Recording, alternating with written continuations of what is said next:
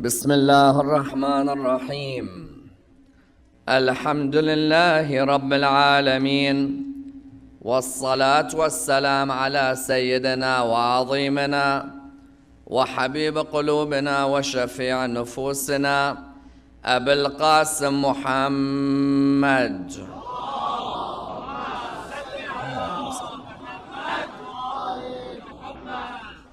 وعلى أهل بيته الطيبين الطاهرين وأصحابه الغر الميامين. الحمد لله الذي جعلنا من المتمسكين بولاية سيدي ومولاي علي بن أبي طالب.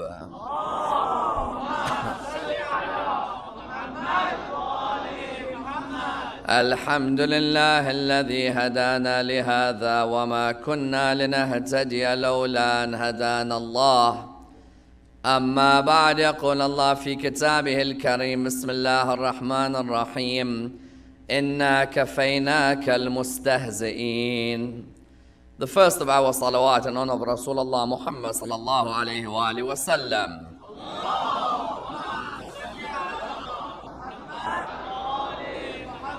The second honor of Amir al-Mu'mineen Ali ibn Abi Talib.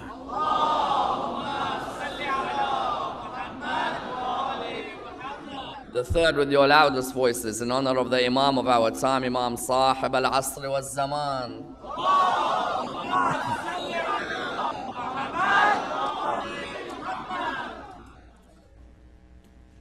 Respected brothers and sisters, Assalamu alaikum wa rahmatullah wa barakatuh. Islamophobia is defined as racism or hatred or prejudice towards Islam or towards the Muslim community. Indeed, the incidence of Islamophobia have risen dramatically in the last 15 years or so. Many different Muslims in many different parts of the world, especially in majority non-Muslim countries, have in one way or the other experienced a moment of hate from a non-Muslim. Indeed, you find that the majority of non-Muslims will never display this at all. But there's a minority who may display a moment of hatred or a moment of prejudice or a moment of bigotry towards the Muslim community. You find that, for example, some of our sisters may have received an insult or two in regards to the scarf that they wear.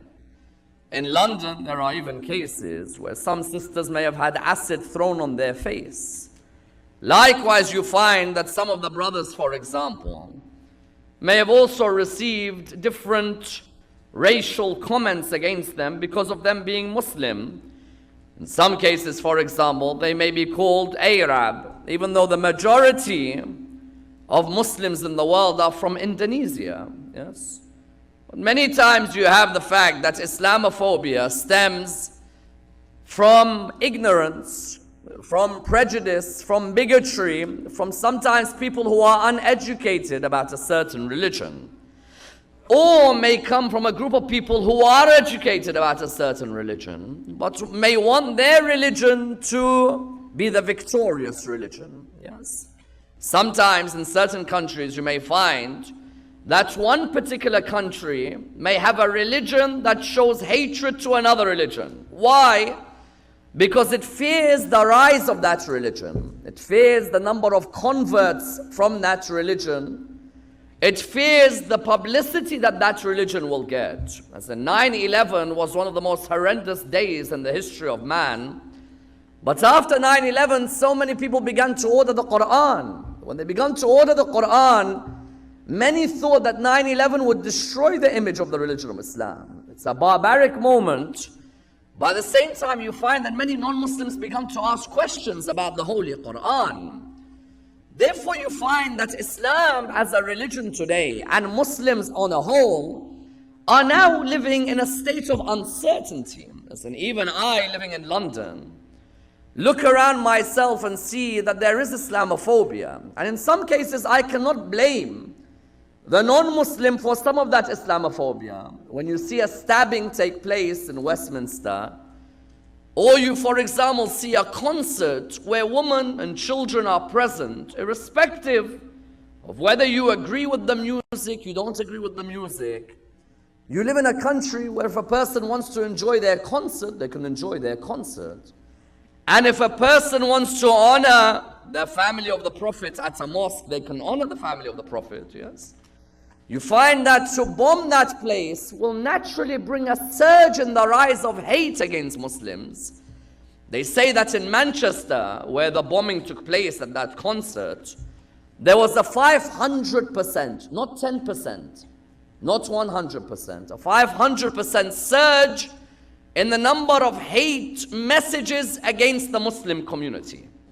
Sometimes you'll find that even the non-Muslim has to suffer because of this. There are many Sikhs that look like Maulanas, yes? A Sikh, when they wear their turban, they look like a Maulana from the religion of Islam. That Sikh is walking innocently in Manchester or in Westminster, and you find that people will come and say, you Muslim, you Muslim. The poor guy has nothing to do with the religion of Islam.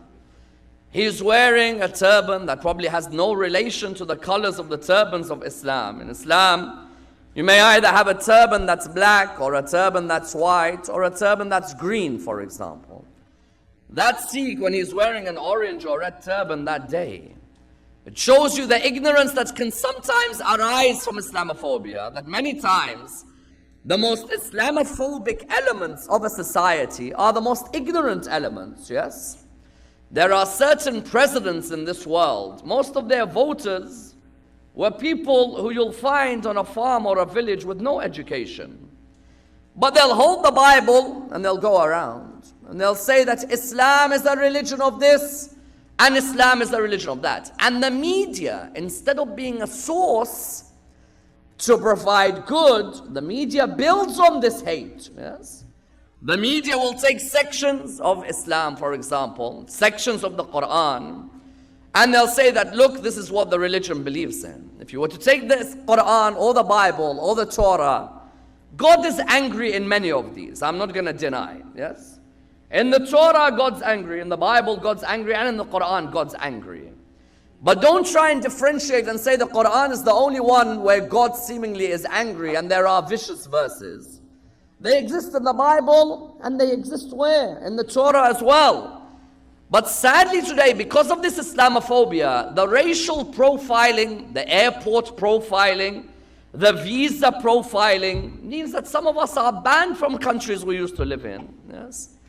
You find that, for example, when you go to the airport, anyone with a bit of facial hair always gets the random selection. How random is it that all of us who don't shave are the ones chosen? Yes?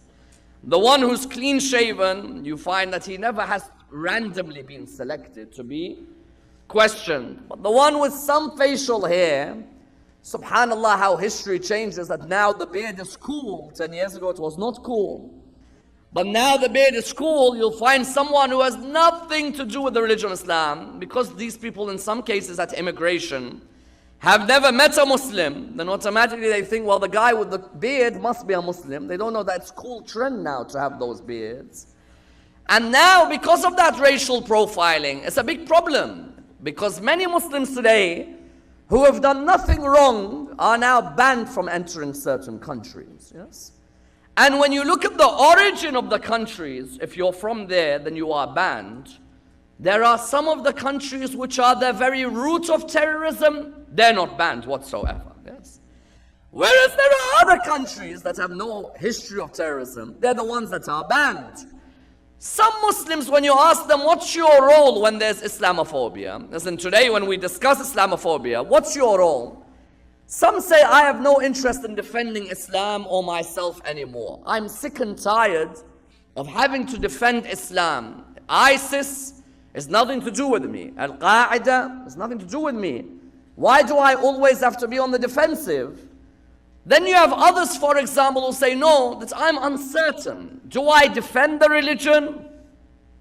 Or do I just... This brings about a sense of uncertainty within the Muslim community when they see that there's hatred being shown towards them, or that there's prejudice being shown towards them. You find that the Muslim community begins to ask itself a question. Do we continue to live in certain countries, or do we migrate? if we know that, for example, our children are going to be affected, then maybe it's better for us to migrate. Then for others, they fear every day when their son or their daughter, for example, is away at university. That when your son or your daughter goes away to study, you find that you wonder about every single step that they're going to take. Is there going to be racial abuse towards them? Are they going to be attacked because of what they wear or because of the identity that they have? Therefore, on the issue of Islamophobia, you find that the best solution is to look back at the origin of Islamophobia. Was there hatred or prejudice or bigotry shown in the origin of the religion of Islam, so that we know how to deal with it today? Because naturally, as a Muslim, if I see an issue which emerges in the year 2017, my first resort is to go back to the origin of the religion. And when you go back to the origin of the religion, you realize that Islamophobia did not begin in the West in the year 2017. Rather begun from the very first day of the message of the religion. Let us tonight examine the origin of Islamophobia, as well as the way that the Holy Prophet, peace be upon him, and his family dealt with Islamophobia, in asking the following questions. Number one, why did the Holy Prophet Muhammad, peace be upon him, and his family say, no prophet has been hurt like I've been hurt? In which way did he mean the statement? Number two, how did he react to the Islamophobic elements of his time? Number three, if a country has citizens that raise objections against the teachings of the religion of Islam, is that counted as Islamophobic or not? Number four, which elements of Muslim behavior have led to Islamophobia, which many of us have to reflect upon? Number five, how did the Holy Prophet provide us with principles which we can apply in the West when it comes to Islamophobic elements, especially in relation to the hatred shown towards the religion of Islam? And number six, what type of hatred was shown in that early period? And should a person stay away from their religion, or should a person be ready to defend their religion? Let's dissect this and examine the topic in complete depth. Many people thought that Islamophobia began in Europe. For example, some said that Islamophobia began in 19th century Europe. Or some said it began towards the end of the 20th century. Because they believed that there were a number of priests who had written books to try and defame the religion of Islam. Indeed, you found that, for example, the famous Belgian priest, Henri Lamon, had written a number of books which sought to destroy the character of the Prophet, peace be upon him, and his family. In medieval Europe, some of the most famous authors of literature had written books which sought to destroy the message of the religion of Islam, or sought to destroy the image of the Holy Prophet, peace be upon his family. As in, anyone who reads Dante's Divine Comedy will see at the bottom of the Inferno is Muhammad bin Abdullah and Ali son of Abu Talib. Right at the bottom of hell, Dante mentions in his journey through hellfire that he saw Muhammad son of Abdullah and Ali son of Abu Talib at the bottom of hell. That is an Islamophobic piece of literature. The aim of that piece of literature, when it was being written, was to destroy the character of Islam. Likewise, we found that there were other priests who had written books who called the Prophet Muhammad a pedophile, the Prophet Muhammad a man of lust, the Prophet Muhammad a man who spread the religion by the sword. So many thought that Islamophobia began in Europe. The reality is Islamophobia didn't begin in Europe. Islamophobia began from the time the Prophet announced the religion of Islam. That today, when many of us feel scared about our religious beliefs, if you think you're going through a hard time being a Muslim, you've seen nothing like what the Prophet Muhammad saw at the beginning of the religion of Islam. When the Prophet Muhammad says, yes, when the Holy Prophet says that no prophet has been hurt in the way that I've been hurt, what was he saying? The Holy Prophet was trying to highlight to the Muslim Ummah that if you think that you've received the odd racial comment and now you want to hide, or some of you have received the odd bigoted comment and now you don't want to defend your religion and you want to shy away, or you want to compromise some of your values so that you could fit in. Because there are certain people today, what are they saying? They say, I'm taking my hijab off. I say, why? Say, because living in this country, I'm getting some really bad looks. I can never deny that wearing hijab, for example, is something that I will never taste, I will never feel. But when you look at the Holy Prophet's early days, if you think one look is difficult, do you know how it feels to be pelted with stones because of your message? As in when the Holy Prophet went towards Ta'if, he went there because he felt that the people of Mecca were not listening to his message. He tried his hardest with the people of Mecca, and he felt that these people, instead of listening to his message, instead of honoring him, instead of acknowledging him as a truthful and trustworthy human being, they came back to him with the most severe hatred. Never will you find a book like the Quran that highlights the amount of Islamophobia that the Prophet, peace be upon him, and his family faced. As in the Quran shows us that when you're living in Canada and someone comes and tells you, you dirty Muslim, or you stupid Muslim, or you arrogant Muslim, or fundamentalist, or terrorist, or racist, come and look at what the Holy Prophet faced in the early days of the religion of Islam. Then you'll realize how to overcome Islamophobia. The first thing they insulted the Prophet was what? By calling him Abtar. Yes. As in the Holy Prophets we know very well, whenever he would have a son, that son would die in infancy. Imagine some of us here, some of you, your wife may have miscarried her child, for example. Some of you may have lost a child at a young age. Sometimes you think, God, why me? Why is it that I lose my child at this age? What have I done wrong? What many of us don't realize is that the Holy Prophet, peace be upon his family, even though Muslims see him as the greatest creation of God, the Holy Prophet, peace be upon him, and his family lost his sons at a young age. The Arabs knew this. What's the best way to hurt him so he stops being someone who carries the flag of Islam? Is by insulting him wherever he would walk in public. How would they insult him? They would insult him by saying what? The moment he'd leave his house, Al-As bin Wa'il would shout out, Abtar, Abtar, Abtar. Do you know what Abtar is in Arabic? Abtar is the idea of an animal whose tail has been cut off. An animal, if their tail has been cut, you would call the animal Abtar. The idea was that, Muhammad, you keep losing your kids at a young age. Your lineage, you won't have one. You're going to die in this world, and you're going to have no one to continue your line. Imagine every day you leave your house here in Canada, you've just lost your child. Every day you leave your house and you hear someone shouting out, there's the guy who lost his kid. There's the guy who lost his kid. Each one of us would turn around. Some of us may swing a hand.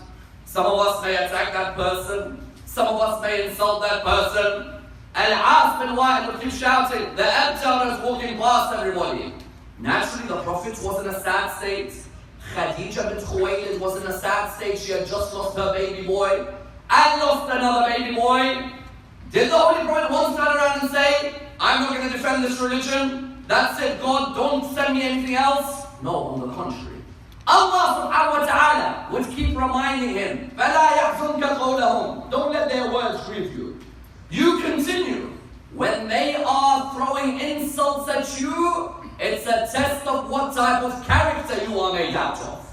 If you want this religion to flourish, let's see whether their insults affect you. The first insult they would send towards him was what? Abtar. Imagine every single day. Allah subhanahu wa ta'ala, when he'd see them shouting, Abtar, Abtar, Abtar, Allah subhanahu wa ta'ala would say to Muhammad, don't worry, Inna a'tainaka al-kawthar. Subhanallah. That whenever they keep shouting, Abtar, Abtar, you find the Quran said, Inna a'tainaka al-kawthar. Fasalli li rabbika wanhar. Inna shani'aka huwa al-abtar. Your enemy, Shani, is the most severe of enemies, yes? As Imam Zain al-Abidin in his dua, when he talks about severe relatives, وَمِن بُغْضَةِ أَهْلِ الشَّنَآنِ الْمَحَبَّةِ. Yes, Shani is the most severe of your enemies, And As bin Wa'il, God was saying to him, what?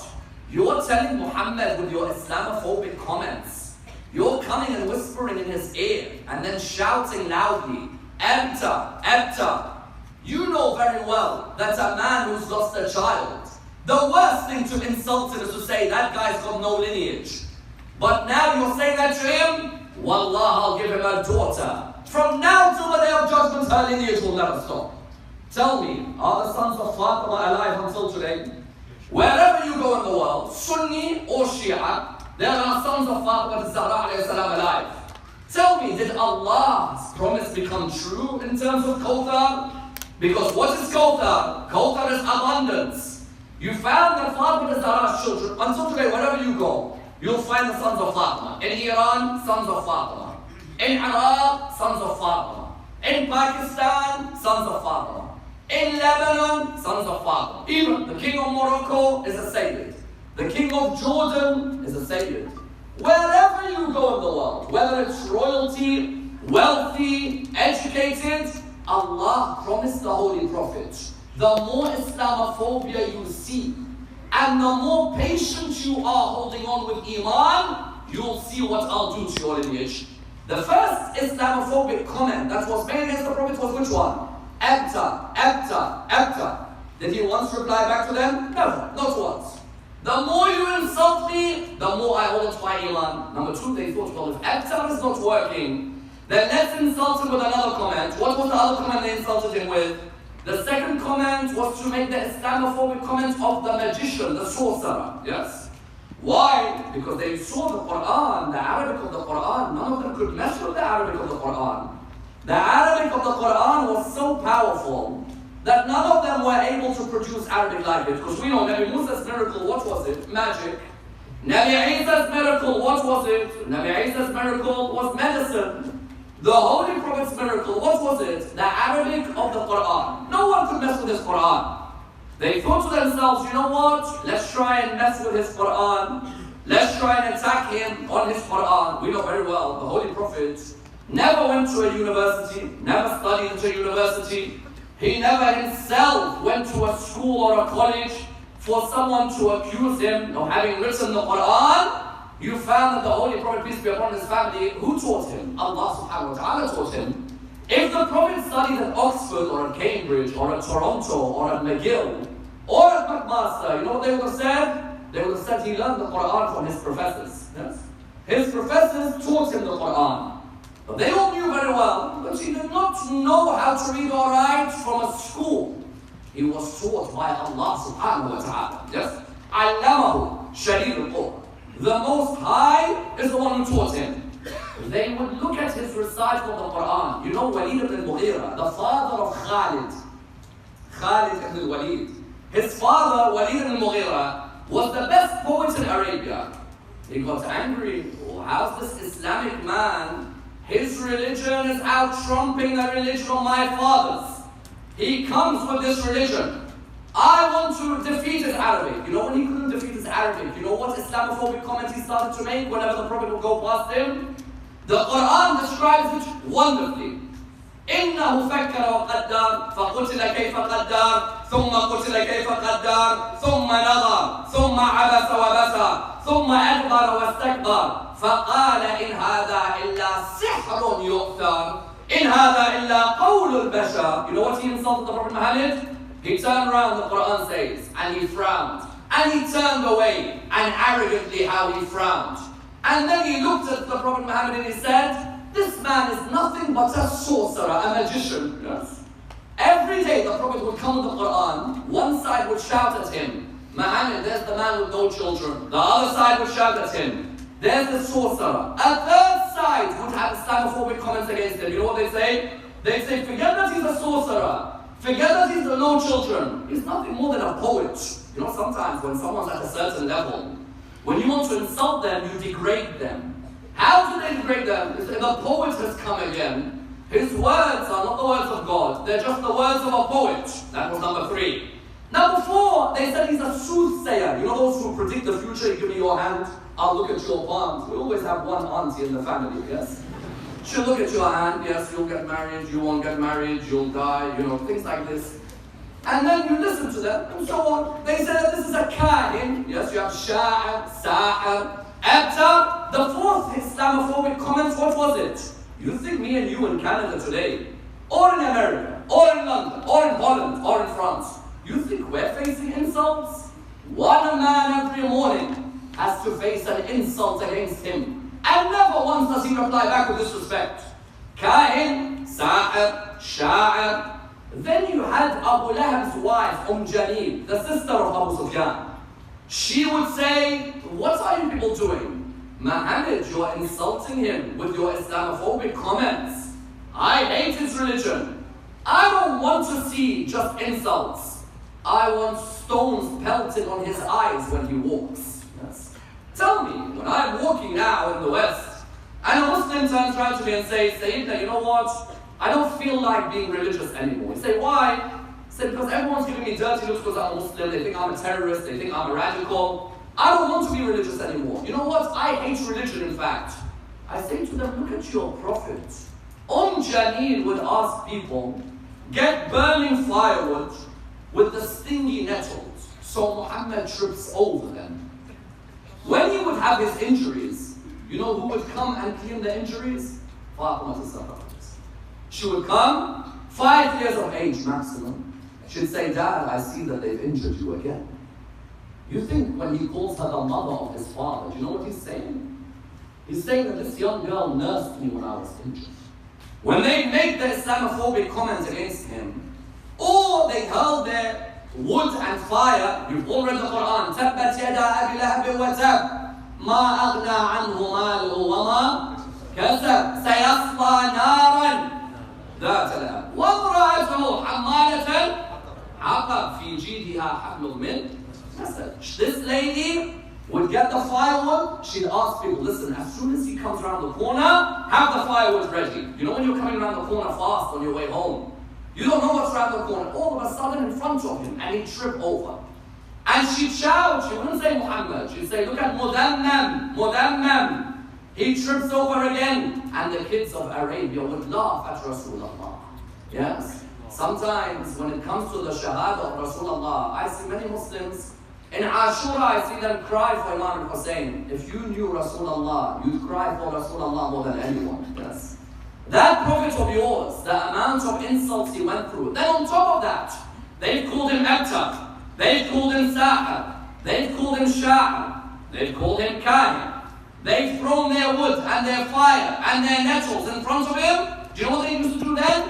Whenever he'd be in sujood near the Kaaba, Trumping the religion of my fathers. He comes with this religion. I want to defeat his Arabic. You know when he couldn't defeat his Arabic, you know what Islamophobic comment he started to make whenever the Prophet would go past him? The Quran describes it wonderfully. إنه فكر وقدر فقتل كيف قدر ثم قتل كيف قدر ثم نظر ثم عبس وبصر ثم أدبر واستكبر فقال إن هذا إلا سحر يؤثر إن هذا إلا قول البشر. You know what he insulted the Prophet Muhammad? He turned around, the Quran says, and he frowned, and he turned away, and arrogantly how he frowned, and then he looked at the Prophet Muhammad and he said, this man is nothing but a sorcerer, a magician. Yes. Every day the Prophet would come with the Quran. One side would shout at him, Muhammad, there's the man with no children. The other side would shout at him, there's the sorcerer. A third side would have Islamophobic comments against him. You know what they'd say? They'd say, forget that he's a sorcerer. Forget that he's no children. He's nothing more than a poet. You know, sometimes when someone's at a certain level, when you want to insult them, you degrade them. How did they degrade them? They say, the poet has come again. His words are not the words of God. They're just the words of a poet. That was number 3. Number 4, they said he's a soothsayer. You know those who predict the future? You give me your hand, I'll look at your palms. We always have one auntie in the family, yes? She'll look at your hand, yes, you'll get married, you won't get married, you'll die, you know, things like this. And then you listen to them, and so on. They say that this is a kahin, yes, you have sha'ir, sahir, abtar. The 4th Islamophobic comment, what was it? You think me and you in Canada today, or in America, or in London, or in Holland, or in France, you think we're facing insults? One man every morning has to face an insult against him. And never once does he reply back with disrespect. Kahin, sahir, sha'ir. Then you had Abu Lahab's wife, Jamil, the sister of Abu Sufyan. She would say, what are you people doing? Muhammad, you're insulting him with your Islamophobic comments. I hate his religion. I don't want to see just insults. I want stones pelted on his eyes when he walks. Yes. Tell me, when I'm walking now in the West, and a Muslim turns around to me and says, Sayyidina, you know what? I don't feel like being religious anymore. You say, why? Say, because everyone's giving me dirty looks because I'm a Muslim. They think I'm a terrorist. They think I'm a radical. I don't want to be religious anymore. You know what? I hate religion, in fact. I say to them, look at your prophet. Jamil would ask people, get burning firewood with the stingy nettles, so Muhammad trips over them. When he would have his injuries, you know who would come and clean the injuries? Fatima al-Zahra. She would come, 5 years of age maximum. She'd say, Dad, I see that they've injured you again. You think when he calls her the mother of his father, do you know what he's saying? He's saying that this young girl nursed me when I was injured. When they'd make the Islamophobic comment against him, or they'd hurl their wood and fire, you've all read the Quran, تَبَّتْ يَدَا أَبِي لَهَبٍ وَتَبٍ مَا أَغْنَى عَنْهُ مَالُهُ وَمَا كَسَبْ سَيَصْلَى نَارًا ذَاتَ لَهَبٍ وَامْرَأَتُهُ حَمَّالَةً حَطَبٍ فِي جِيدِهَا حَبْلٌ مِّن مسد. This lady would get the firewood. She'd ask people, listen, as soon as he comes around the corner, have the firewood ready. You know when you're coming around the corner fast on your way home, you don't know what's around the corner. All of a sudden in front of him, and he'd trip over. And she'd shout, she wouldn't say Muhammad, she'd say, look at Mudhammam, Mudhammam. He trips over again. And the kids of Arabia would laugh at Rasulullah. Yes? Sometimes when it comes to the Shahada of Rasulullah, I see many Muslims, in Ashura I see them cry for Imam al-Hussein. If you knew Rasulullah, you'd cry for Rasulullah more than anyone. Yes. That prophet of yours, the amount of insults he went through. Then on top of that, they've called him Abtar. They've called him Sahir. They've called him Sha'ir. They've called him Kahin. They've thrown their wood and their fire and their nettles in front of him. Do you know what they used to do then? Whenever he'd be in sujood near the Kaaba, they'd throw the feces of the camel on his head. When I today am asking myself, can I hold on to the message of the religion of Islam?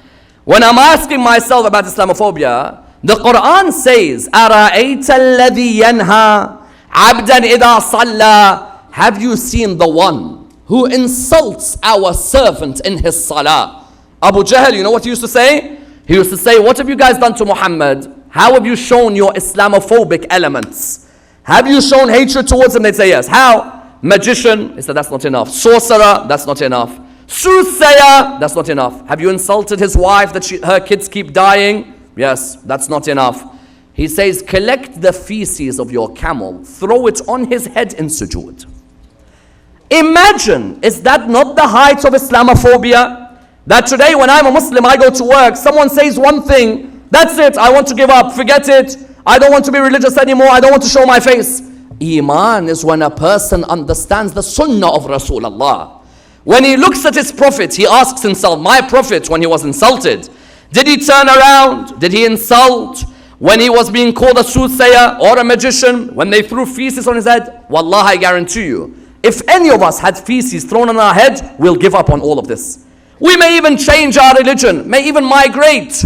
But that's the beauty of holding on to Muhammad and Al Muhammad. Salawatullah wa salamu alayhima.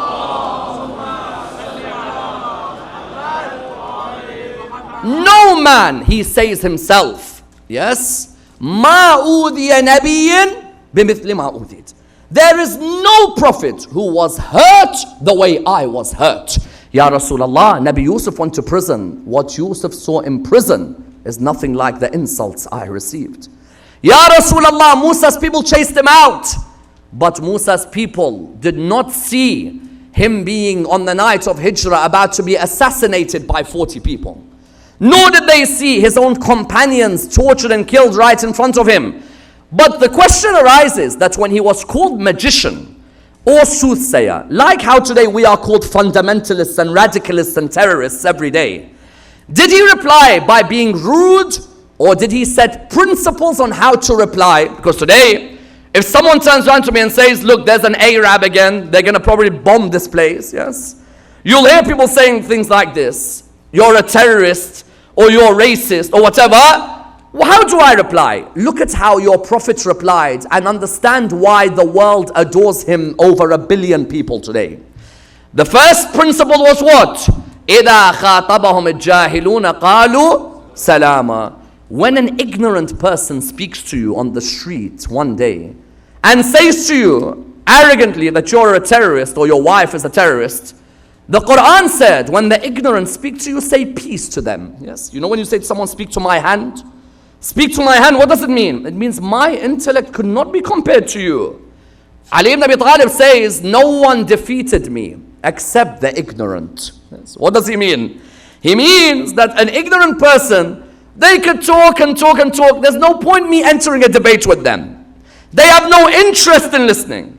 If today, the first time you have someone bigoted or full of hatred, if they make a comment against you, and that comment is an Islamophobic comment, because some of our sisters, I fear for them, wallah. Even my own family, if my mom is in London and I'm here in Toronto, I don't know if my mom on her way home, I don't know if she's coming back from a school round, if she's coming back from shopping, from a majlis. I don't know if someone will come around my mom and slap her, for example. Yes. I don't know if someone's going to pull off her hijab. If none of that, alhamdulillah, I don't know if someone might make a comment. The Quran says if someone does make a comment, إِذَا خَاطَبَهُمُ الْجَاهِلُونَ قَالُوا سَلَامًا. The first thing you do is when someone does go off with an ignorant comment, just say peace. Why? You can debate this person all day long. It's not going to head anywhere. Walk away from the situation. Secondly, the Quran also mentions that one of the ways in which he dealt with Islamophobic was what?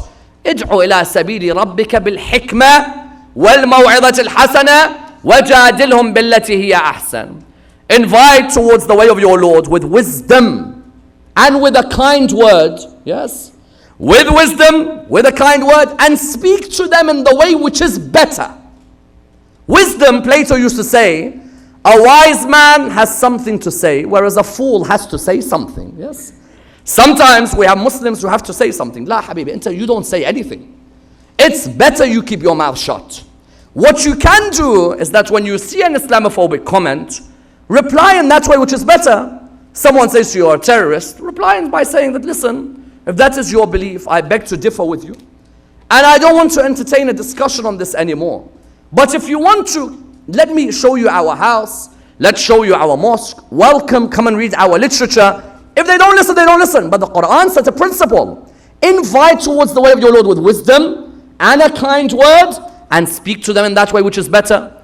Thirdly, try and maintain that soft heart however difficult it is. Why? Because when I live in an Islamophobic environment, I may generalize about the whole country. Today, someone might generalize about Britain and say all of Britain are racist because of a few. Yeah, some of us may turn around and say the whole country is racist because of a few. I can't deny that there are a few in Britain who are racist. But the Quran says to me about the Holy Prophet, وَلَوْ كُنْتَ فَضًّا غَلِيظَ الْقَلْبِ لَانْفَضُّوا مِنْ حَوْلِكَ. Oh Muhammad, if you were hard-hearted or you were severe, many of them would have run away from you. فَاعْفُ عَنْهُمْ. Subhanallah. Subhanallah, the Quran. فَاعْفُ عَنْهُمْ وَاسْتَغْفِرْ لَهُمْ وَشَاوِرْهُمْ فِي الْأَمْرِ. So, O Muhammad, forgive them and ask God to forgive them and consult them in your discussions. I asked the Quran, Ya Allah, how could you tell the Holy Prophet this? The beauty of the Holy Prophet is even those who hurt him, the Quran says if you were hard-hearted, none of them would have come towards your way.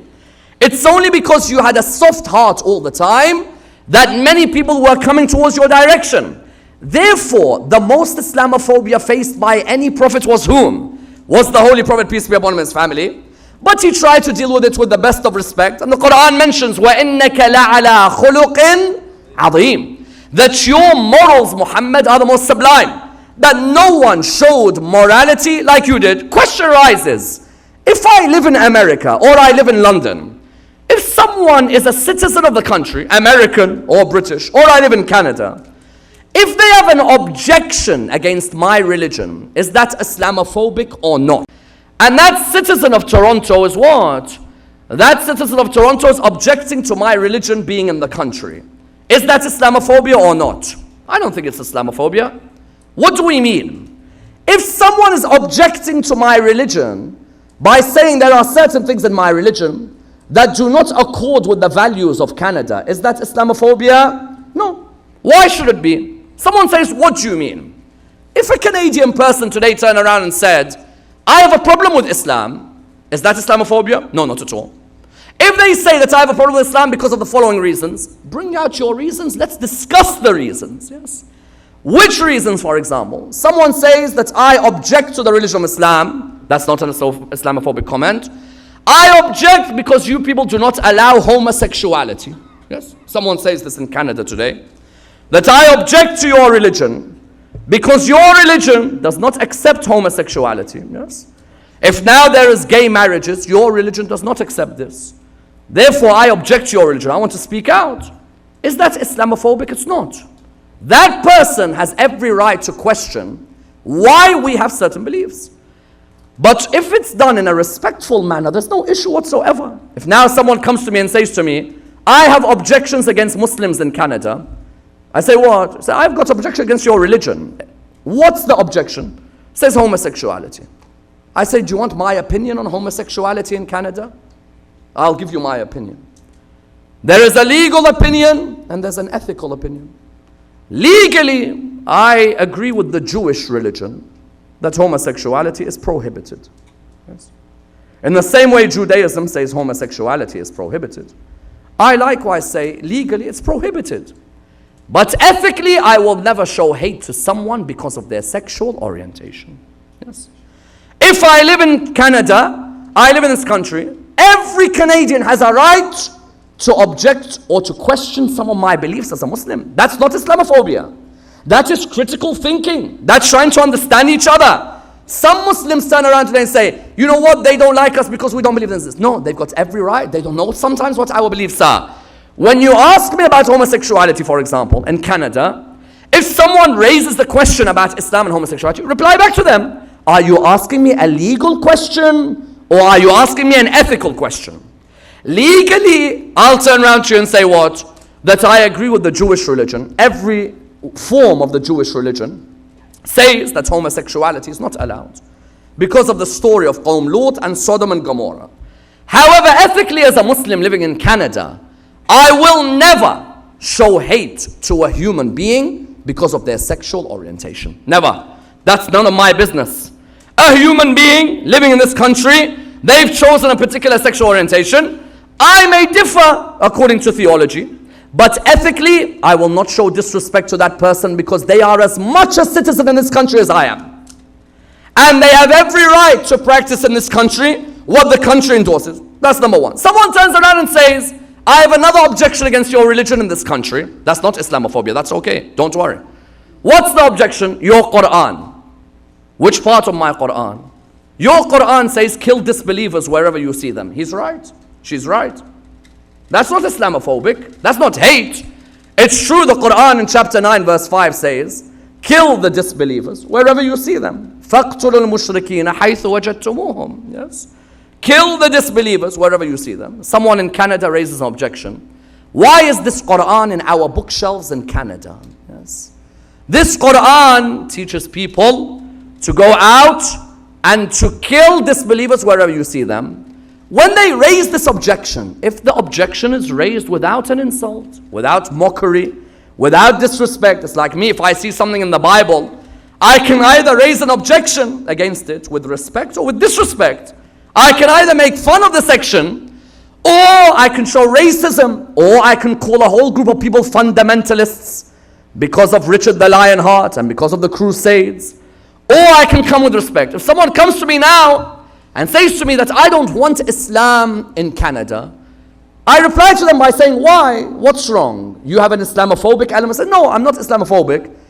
But your religion, explain to me, how can a religion be in the 21st century in Canada which says kill the disbelievers wherever you see them? I as a Muslim should be on the round table of discussion and reply. How do I reply? I reply by saying, you're right, it says kill the disbelievers wherever you see them. But that verse has a context. What's the context of the verse? the Hudaybiyah treaty had been signed by the Holy Prophet and the Quraysh. For 10 years, there was going to be peace between the Muslims and the Quraysh. They had been fighting each other for so long. Now was the time for what? Now was the time for peace. The Holy Prophet said, no Muslim will kill any Qurayshi. And no Qurayshi will kill any Muslim. I want everyone to bear with me on this because many Muslims' relationship with the Quran is abysmal. Quran is good for wedding, funeral. If I show a Muslim Surah 9 verse 5, kill the disbelievers, wherever you see them, I guarantee you 70% of the Muslim world cannot defend this verse. I guarantee you. This verse, the Hudaybiyah treaty, was a signature. The Prophet said no one from the Muslims or the Quraysh will fight each other anymore. Yes. All of us will live in peace. If a Muslim goes to Mecca, the Quraysh will not touch him. And if a member of the Quraysh comes to Medina, the Muslims will not touch him. And if a person even converts to Islam and comes to Mecca or comes to Medina, we'll give him back to the people of Mecca. A couple of years after signing this treaty, what happened? The Quraysh on one night, the Banu Bakr of the Quraysh, ambushed the Banu Khuza'a and massacred the Muslims who were living there. That treaty, when it was broken, Allah revealed Surah 9 of the Holy Quran. Surah 9 is the only surah in the Quran that does not begin Bismillah ar-Rahman ar-Rahim. Every surah in the Quran begins Bismillah ar-Rahman ar-Rahim. The only surah in the Quran that does not begin Bismillah ar-Rahman ar-Rahim is Surah 9. Why? Allah subhanahu wa ta'ala did not want to send mercy to people who have broken this treaty. No rahmah. No rahmah. But when Surah 9 verse 5 is mentioned by the media who stir up Islamophobia, yes? Who stirs up the Islamophobia? Yes. There are media outlets in the world. Muslims said this, the Quran says this. So when the media stirs this up, what happens? They never mention verse 4 or verse 6. Always verse 5. Verse 4 says, those who have not broken the treaty from the Quraysh, do not touch them. They do not deserve to be touched. Verse 6 says, if any of the Quraysh come to you looking for help and security, don't touch them. Open your doors towards them. The media, what does it do? You'll get someone coming on, and I don't need to mention the television channels. I don't want to get the Afghani Center in any difficulties. But the media will get the Quran, so look, Surah 9 verse 5. That's why Canadians should not have Muslims. Because Muslims say in their Quran, kill the disbelievers wherever you see them. Wait, what's the context? The context is, number one, the treaty is broken. Number two, those who have not broken the treaty should not be killed.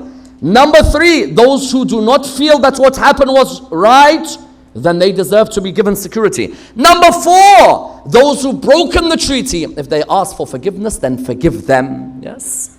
Therefore you found what? The ayah, does it say فَقْتُلُ الْمُشْرِكِينَ straight away?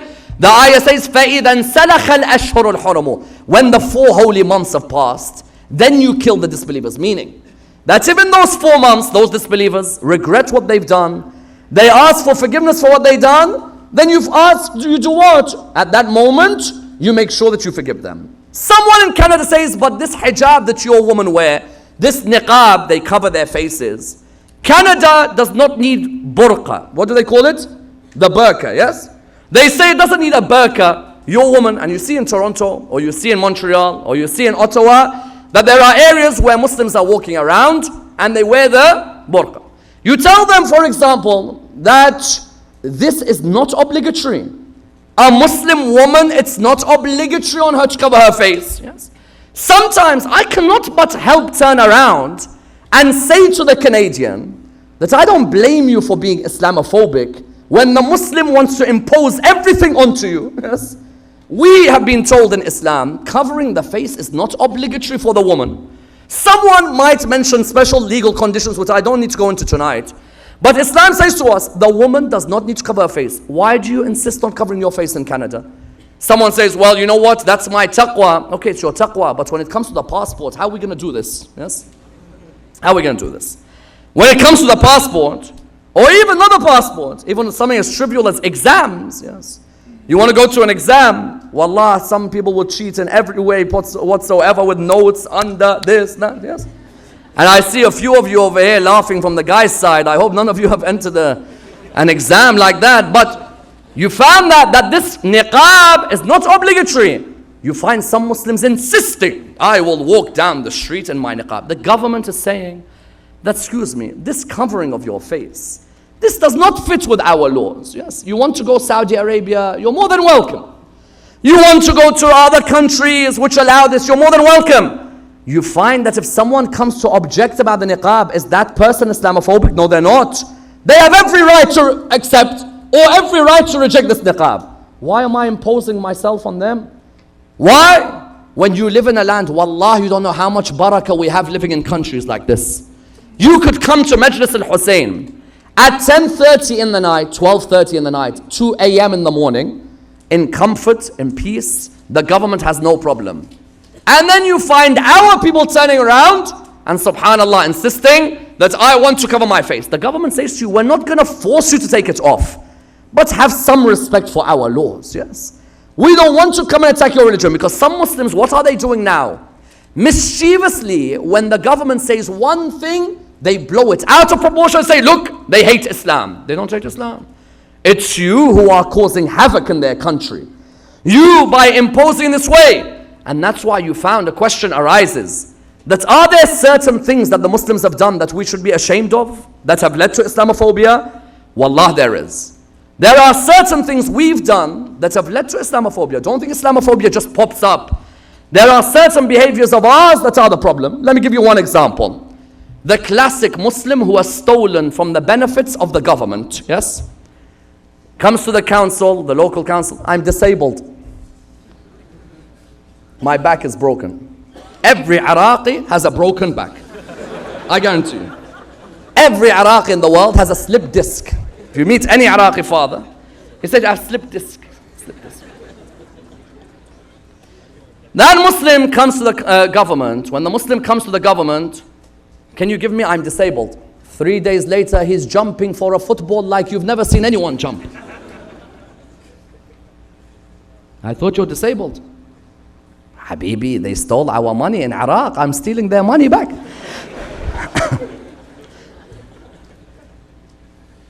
Sorry, since when did you represent my religion? Who are you? Remind me of your name so I remember what position you held in this religion. Some people you found, what do? From the government says, if you are disabled, truthfully, we'll give you a certain allowance. Wallah, this is the government of Amir al-Mu'mineen in these countries.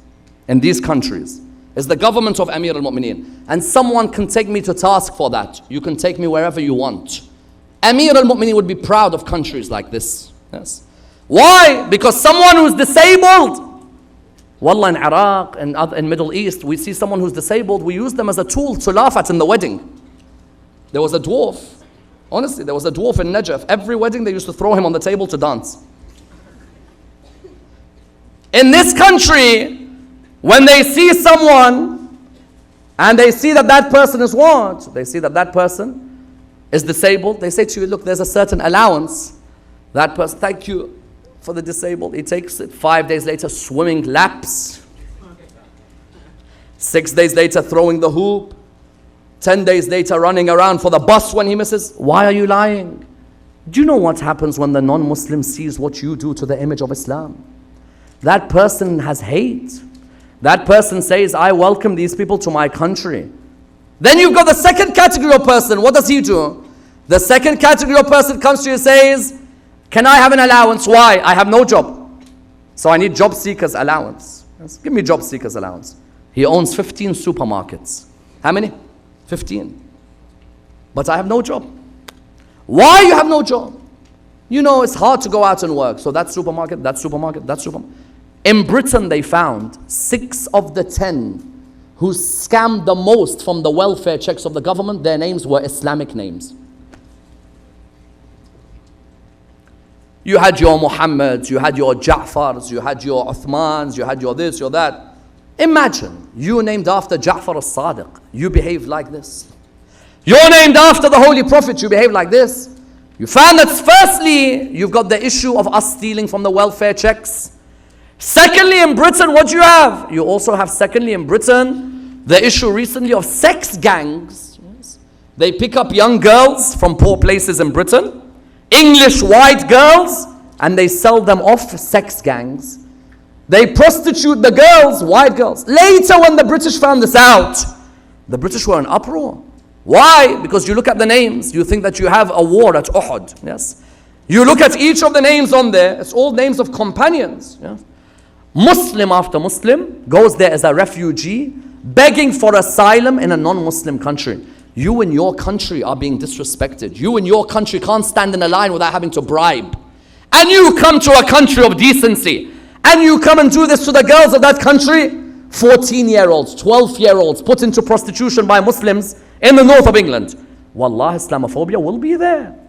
Number 3, I can't blame them for being Islamophobia. Why? Because sometimes you look at those who claim to represent Islam and they're the most disgusting Muslims you'll ever find. Yes? You look at these Wahhabi Salafis that we have. Yes? Wahhabi Salafi in their mosques in the West, he's getting money from the government, living in a government house, preaching that the government is shaitan. Why don't you go into your cave? Go to your cave. Who took you out of the cave? Or go to your Saudi, which you love so much. Go and live there. Especially the non-Saudi Wahhabi. Let's see how the Saudi looks after you. In the Middle Eastern countries like Saudi Arabia and others, you have to beg to become a citizen. And they'll never give it to you. Bahrain only recently started giving citizenship because the demographic was to be played with. Otherwise, where? Saudi Arabia is going to give you citizenship. Wallah, you can dream. Emirates, Dubai will give you, for example, they'll give you citizenship. They don't even look at you as a human being if you're of a different color. Kuwait will give you citizenship. If you're not born after a certain year, you have no chance whatsoever. And they don't mind calling you someone without citizenship. You find that these Wahhabis and Salafis have destroyed the image of our name. Sometimes I don't disagree that those who make Islamophobic comments in politics, I don't disagree that many of them are what? Many of them generalize, and that hurts us. I know that many of them have a problem with Wahhabism and Salafism, but I have the same problem as you have, yes? The same problem that you have with Wahhabism and Salafism, I have. The same people who are being killed by the Wahhabi Salafi bomb blasts, we are people who are being killed by Wahhabi and Salafi bomb blasts. But to generalize all was not fair. However, is it just the fault of the Muslims? No. Islamophobia also, as I said, sometimes the media outlets are also the cause of Islamophobia. Why? When you come to a discussion on Islam, you find who comes to represent Islam. I once said it in a discussion before. I said when you look at who represents Islam on some of these media outlets, all of them look like from the cast of Pirates of the Caribbean. Wallah al-Azim. Yani you get the atheist guy, trim, lovely, wearing a Dior suit and Louboutin, and he's come in looking sparkling with a Daytona and so on. He's looking the part. The Muslim looks like he's just come out of warfare and can just about speak the language. I asked the media, why you pick this guy? Is it because it sells? There aren't any of us who are able to speak eloquently about Islam. Why don't you call us to come and speak? Why is it that when it's the atheist coming to speak, you bring the most polished graduate from a Harvard or a Princeton? Yes. But when it comes to the Muslim, you think the guy has never spoken English in their life. Even I don't understand their Arabic, let alone their English. Yes. Their Arabic, I don't understand. And now you put them in the media. Of course you're going to have the bomb blasts. Why? Because the narrative you were playing was a narrative that was causing this. I lived in London for how many years? Yes. Every time they wanted to bring someone to speak about Islam, they used to bring Anjem Chowdhury. You remember Anjem Chowdhury? They bring Anjem Chowdhury. Fight the West, kill the kafir, kill the disbeliever, keep your woman at home. Lovely mirroring and the image of what is the stereotypical Muslim.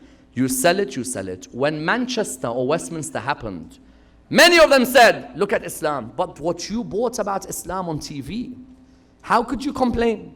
You could have bought an Islam that may not sell, but an Islam that would be a good Islam. An Islam that would be the real Islam. But sadly, in the media, you go and the people who come on the TV representing the religion, one's got a hook, the other's blindfolded, the other can just about speak the language. That person, when they represent Islam, naturally your average hillbilly sitting in their house watching the television will look and say, these Muslims are all crazy, yes?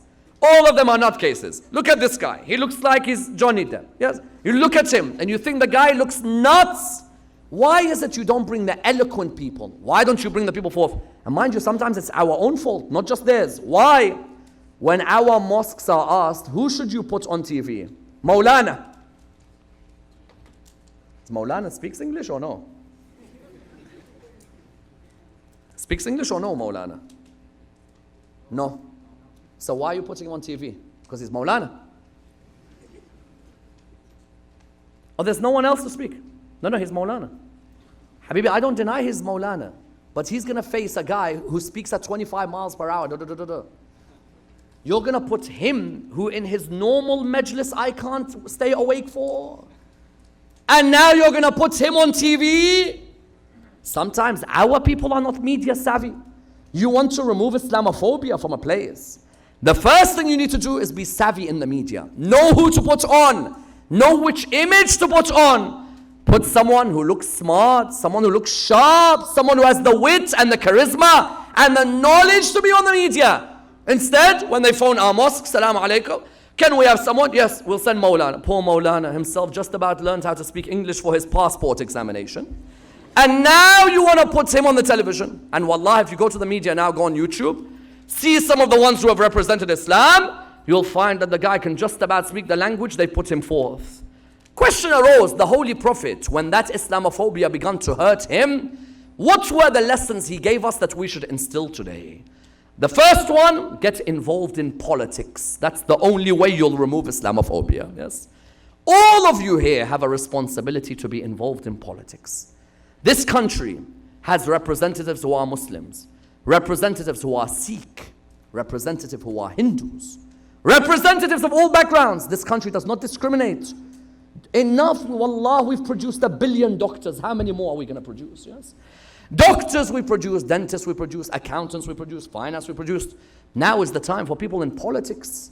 Run for mayor, run for Congress.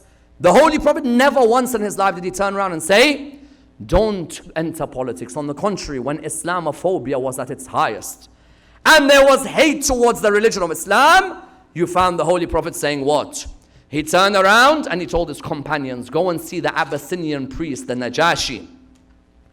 And when you see that Abyssinian priest, go towards him and enter a political discussion with him. Wallah, I'll never forget Ja'far al-Tayyar, brother of Imam Amir al-Mu'mineen, went towards there because the Prophet knew if we're not in politics, then this Islamophobia will continue forever. And wallah, our youth are the brightest youth you'll ever come across. Our youth. The brightest youth, with the brightest minds. Encourage our sisters like Fatima at Fadak or Zainab in Sham, and encourage our brothers to enter the political system. That's number one. Number two, invite the non-Muslims to your mosque. Let them know what we believe. How many times the Quran said, قُلْ يَا أَهْلَ الْكِتَابِ تعالوا إلى كلمة سواء بيننا وبينكم ألا نعبد إلا الله ولا نشرك به شيئا ولا يتخذ بعضنا بعضا أربابا من دون الله. Oh people of the book, come to a joint word. Did Rasulullah say Christians and Jews get out? You're not welcome? The greatest moment to prevent Islamophobia by the Holy Prophet was what? تعالوا, come إلى كلمة سواء بيننا وبينكم. Come to a joint word. My Christian brethren have more in common with me than differences. Jesus, Moses, Abraham, Noah, fasting, praying, supplicating. We have so much in common with one another. The Quran said, say, O people of the book, come to a joint word between us and you. That we will not worship anyone but God. We will not put partners to God. We will not take lawgivers besides God. Today, every mosque in Toronto, and I say this to everybody listening on the internet, every single mosque in Toronto, and every single mosque in Canada, and every single mosque in London, every single mosque in America, has to have a day where you invite your neighbors to come to the mosque and learn about what we believe. Do you know how many mosques we have who are doing an amazing job? I have to mention, for example, Masjid al-Imam Ali in New Jersey. Every Shahr Ramadan, one day they have iftar where you have to bring a non-Muslim friend to the iftar. Our non-Muslim friends, may Allah bless them, love food. And they love our food. Make an iftar day. Let them come. Tell them that this is what this means. This is why the chandelier is here. That's a mihrab. Mihrab comes from the word harb. We are in a war when we are praying to God with Satan. We have lectures. This is the Quran. If there's any verses, this is why we wear hijab. If our mosques are only open to the Muslims, Islamophobia will continue to rise. If our mosques are open to the non-Muslims, like Rasulullah said in Mubahala, Christians of Najran, come to Medina, come meet me. Number 3, welcome delegations from all walks of life. Those who work for homelessness, welcome them. Those who work for cancer, welcome them. Those who work for HIV and AIDS, welcome them. There was one year, Rasulullah called it Am al-Wufud, the year of delegations. So many delegations came to Medina to meet the Prophet. Do you think all of them were religious? No. Politicians come. Medics come. Dentists come. Others involved in the world of charity, come. Come to our mosques. Come meet us. Let's break bread. Let's talk with one another. Number 4, and many Muslims are doing a great job in this. What is it? وَيُطْعِمُونَ الطَّعَامَ عَلَى حُبِّهِ مِسْكِينًا وَيَتِيمًا وَأَسِيرًا. Go out and give food towards the poor and the needy. In Toronto, I know there are many of you that you will go out in the coldest nights and you've given to the poor. Wallah, that gives more effect on Islamophobia than my lectures will ever give. My lectures, anyone's lectures can only go so far. You feed a hungry human being. You change the perspective and the vision of them, of the religion of Islam. Not just of them, of their children in the future. Their children will grow up loving the religion of Islam. Their children will turn around and say that when my father was poor, when my father was needy, it was the Muslims who came and helped them. Therefore, in politics, social work, all of these things Rasulullah did. He would go out to help the poor. He'd welcome delegations. He'd tell the Christians and the Jews, تعالوا إلى كلمة سواء بيننا وبينكم. He'd enter the political world. That's the reason there are 1 billion who say أشهد أن محمدا رسول الله.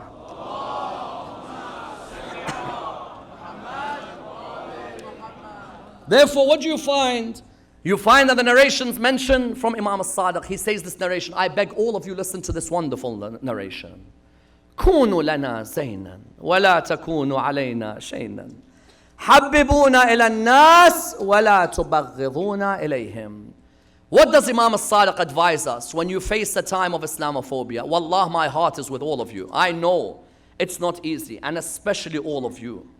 The sisters more than us, we can get away with it. It's difficult for them. But Imam al-Sadiq tells us, firstly, the Holy Prophet went through the worst. You have to hold on to him. Like you said, Ashhadu anna Muhammadan Rasulullah in your adhan every day, now put it into your action. That's what that man went through. Every time you are insulted, you'll say, Ya Rasulullah, I remember the way you were insulted. But then Imam al-Sadiq says, Kunu lana zaynan wa la takunu alayna shaynan. Be a source of adornment for us, not a source of disappointment for us. حببونا إلى الناس ولا تبغضونا إليهم. Let the people love us. Do not let the people hate us. Even in Muharram now, when we have a julus coming, yes, in Muharram and Ashura, many of the Shia of Al Muhammad will walk in the middle of the streets in New York, in Toronto, in London, the lovers of Imam al-Hussein.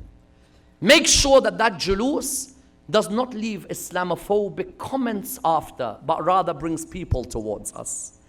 Let's not stop the traffic. Let's not get in the way of people by shouting at them if they're asleep, by shouting and raising our voices. Let's not leave food on the ground where people look at the Muslims and look at the followers of Imam al-Sadiq and say that these followers of Ja'far al-Sadiq are people who have no respect. Because it's in moments like this that Ahl al-Bayt are represented more than any other. When you bring out the flag, someone says, Sayyidina, do I have to represent my religion? Or can I just sit in the background? Isn't it better that I don't say anything? A lover of Al Muhammad never shies away from protecting their religion. Why? Because Abbas runs through their veins, yes. Every time you feel down, or every time you think to yourself, this Islamophobia is getting too much, there's one line he uttered when his right arm fell. Yes. There are many who narrate about Abu al-Fadl, but when they narrate about him, sadly, they do not mention his words when he was dying. Yes. The most monumental thing about Abu al-Fadl, as one poet put it, Karbala was a wedding, Abbas was the groom, and the land of Karbala was the blushing bride, looking at his dignified stance. Abu al-Fadl, when he went out, all his aim was what? Today I'll defend my religion from the hate of the opposition. I won't shy away. I'll defend my religion from the hate of the opposition. He has one line, just as he was returning. They narrate that Harmala bin Kahil shot an arrow into his right eye. May Allah subhanahu wa ta'ala give you patience. Harmala bin Kahil shot an arrow into the right eye of Abu al-Fadl. Did he stop? All of us have arrows being shot at us today in our societies, don't we? But before that, they narrate that when he was coming back with the water, the narrations mention that they came and they struck the right arm of Abu al-Fadl. Normally, if someone strikes your right arm, you have nothing to say. You know what he says? Wallahi inqata'tum yamini inni uhami abadan an dini وعن إمام صادق اليقين نجل النبي الطاهر الأمين. What does he say? This should be tattooed onto our hearts for the rest of our lives. What does Abu al-Fadl say? He says, Wallah, if you cut off my right eye, I'll forever defend this religion and defend an imam who is truthful and full of certainty, the great grandson of the purified prophet. Can you imagine how Abu Abdullah felt the moment the right arm of Abu al-Fadl left him? Can you imagine how Sukaina felt the moment the left arm left him? Allahu Akbar. But I ask you, how did Zainab feel when she heard him fall down from his horse? Ayatollah al-Naini narrates, I used to give majalis in Karbala. One night I gave a majlis about Abu al-Fadl. He said, I returned home, I was asleep. In my dream, I saw Fatima al-Zahra alayhi salam. Allahu Akbar. And when I narrate this, I say to Fatima al-Zahra, if you are in this majlis, forgive me for narrating this. He says, I saw Fatima al-Zahra in my dream that night. He said, when I saw her in my dream, I saw her crying and crying and crying. Allah. He said, I looked towards her. I said to her, oh Fatima, what is it? Have I said something wrong in my masa'ib about Abu al-Fadl? Yes. Have I said something you're displeased with that makes you cry? She said, no, you've said nothing wrong. He said, then why do you cry? She said, tell every reciter who recites about my Abu al-Fadl that normally when someone falls from their horse, they fall with their arms in front of them. My Abu al-Fadl fell on the ground with no arms in front of him. The moment he fell on the ground, he called out, Abu Abdullah, I beg you, come towards me. Imam al-Hussein came towards him. All of them scattered away from Abu Abdullah. When Imam al-Hussein came, what did he do? He lifted the head of Abu al-Fadl. He placed it on his lap. Abu al-Fadl removed his head. Imam placed it again. Abu al-Fadl removed his head again. The Imam asked him, Abu al-Fadl, why do you remove your head? He said to him, Abu Abdullah, at this moment my head is in your lap. What will happen when Shimr takes your head into his lap?